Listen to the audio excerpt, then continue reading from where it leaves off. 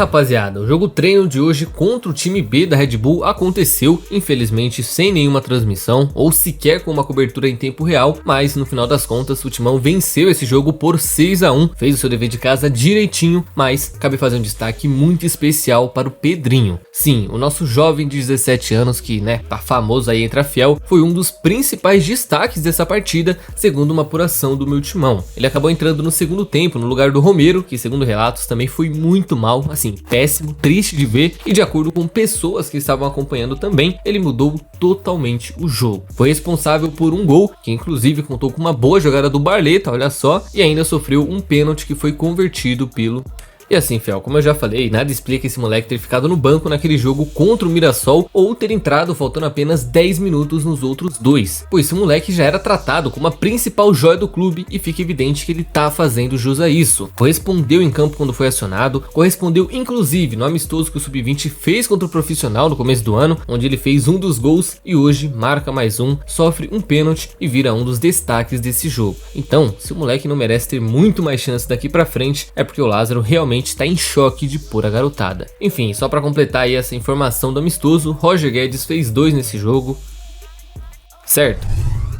Isso tem uma coisa que poderia incomodar e muito qualquer torcedor corintiano, seria ver a torcida do Palmeiras na Neoquímica Arena praticamente como a mandante no jogo, já que nessa final do Paulistão, como o Água Santa não tem um estádio que atende os requisitos da federação e blá blá blá, a ideia deles era mandar o jogo deles na arena e depois ter a final lá no Allianz. Pois é, a ideia inicial era até jogar na Vila de novo, onde fizeram a semifinal, mas por causa da torcida do Palmeiras, teria problema com a torcida do Santos e tudo mais, optaram não mandar esse jogo por lá, e aí veio a arena como uma das opções. Só que assim, fiel, o problema disso tudo é que a torcida da Água Santa não tem a menor capacidade de lotar a arena como mandante. Logo, metade desse espaço acabaria sendo reservado para o Palmeiras, e aí que vem o problema, porque nas últimas semanas rolou muito, do Palmeiras jogar no Morumbi, o São Paulo no Allianz, e aí ter esse problema aí da torcida não querer ir pra lá ou pra cá, mas aqui, amigão, a torcida do Palmeiras só pisaria no setor de visitante e hoje em dia nem isso mais. Então, pensando nisso, pensando em não se desentender com a fiel, a diretoria do Corinthians negou o pedido do Água Santa para mandarem o jogo deles aqui, e portanto, o jogo de ida será lá na Arena Barueri e posteriormente no Chiqueirão.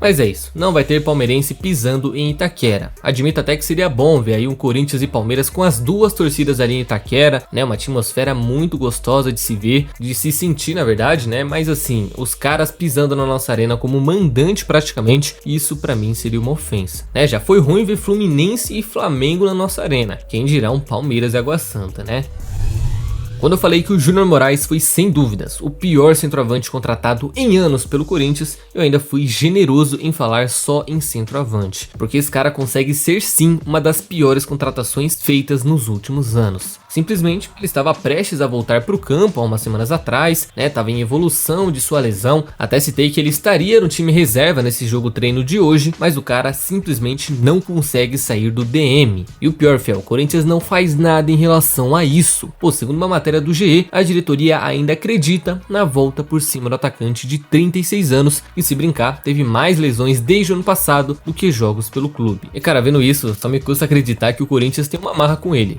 tem algum contrato, alguma cláusula, o Corinthians está devendo para ele, para a família dele, porque nada explica esse cara não ter sido demitido ainda. O cara não vem jogando desde o ano passado, tem o que? 20 jogos em um ano e, se souberem me dizer quais foram esses 20 jogos eu ficaria agradecido, porque eu só lembro de, sei lá, 5, 6. Então assim, o cara tá desde o ano passado só se lesionando, só dando problema pro DM, mais problema pro DM do que pros adversários, e mesmo assim não é demitido. O cara tem contrato até o fim desse ano e parece que vai cumprir até o final. E isso, infelizmente, só o clube, porque o cara tira opções de quem poderia ganhar chances, como Arthur Souza, Felipe Augusto, qualquer outro centroavante da base, acaba dando trabalho pro DM, que tem que cuidar dele praticamente todo dia, é quase como um bebê, e principalmente gera um custo altíssimo pro clube por mês. São quase 500 mil reais que o clube paga a esse cara todos os meses e vai continuar assim até o final do contrato. Então, de fato, uma contratação péssima de um jogador bichado que foi feita na base do desespero, porque precisava de um centroavante, não sei o que, e aí trouxe qualquer um.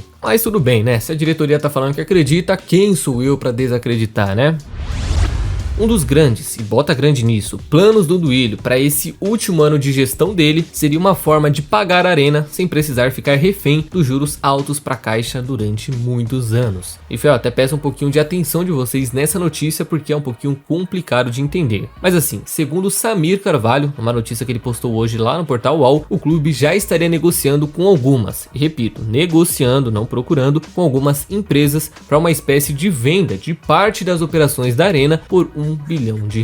Pois é, segundo o que explica Samir Carvalho, a empresa em questão que comprasse a Arena alugaria 30% das operações, ou seja, teria direito a essa porcentagem da bilheteria e dos camarotes, só que a pegada desse acordo, que faz ele se diferenciar do atual, é que a taxa de juros seria internacional. E isso é o que torna o negócio ainda mais atraente, já que hoje é baseado na taxa Selic, que por ano é de 13,75, e nesse acordo iria cair para apenas 2%. Então, resumindo, o Corinthians faria um empréstimo de 1 bilhão para pagar o empréstimo de 1 bilhão, mas teria essa compensação com juros baixíssimos que quase não doeriam no bolso. E o melhor disso tudo é que esses 30% que o Timão venderia agora para essa empresa, futuramente voltariam a pertencer ao Corinthians assim que tudo fosse pago. Pelo menos essa, né, vou deixar até bem claro, é a intenção do Duílio. Tem muito negócio rolando, inclusive saiu uma matéria no Meu Timão dizendo praticamente o contrário do que o Samir Carvalho disse, de que o Corinthians não está negociando com empresas, que não pretende vender parte das operações da Arena para isso e tudo mais, e que a KPMG é quem está por trás desse negócio para ajudar nessa negociação das dívidas e equalizar ainda mais esse balanço. Ou seja, são duas informações diferentes e por isso eu digo que ainda tem muita coisa a ser definida, porque realmente não tem nada certo ainda. Mas ainda assim é aquilo, né? Se der certo, se sair do papel, se a gente ver que tá rolando mesmo, aí a gestão do Duílio e principalmente, né, o diretor financeiro Wesley Mello vão estar de parabéns por tudo isso, sem dúvidas.